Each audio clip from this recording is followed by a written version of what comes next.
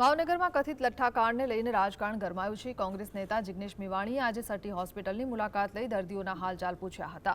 ત્યારબાદ કલેક્ટર કચેરી ખાતે ધરણા યોજી સરકાર સામે વિરોધ નોંધાવ્યો હતો। મેવાણીએ ગુજરાતમાં કાયદો અને વ્યવસ્થાની સ્થિતિ પર સવાલ ઉઠાવી દારૂ ડ્રગ્સના કાળા કારોબારના આક્ષેપ કર્યા હતા। નાના પોલીસ કર્મચારીઓ સામે કાર્યવાહી અને મોટા અધિકારીઓને બચાવવાના આક્ષેપ સાથે તેમણે સરકારને જવાબદાર ઠેરવી ગૃહમંત્રી હર્ષ સંઘવીના રાજીનામાની માંગ કરી હતી।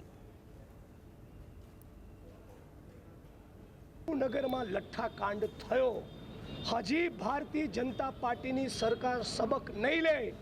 हजी आ ठोठ अभण 8 चौपड़ी पास गृहमंत्री राजीनामु लेवामां नहीं आवे तो हजी बीजा लठ्ठाकांड सर्जाशे।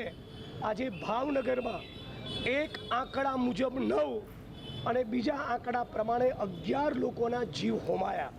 हजी 4 लोग सटी होस्पिटल में क्रिटिकल है, जीवन मरण वच्चे झूला खाई है।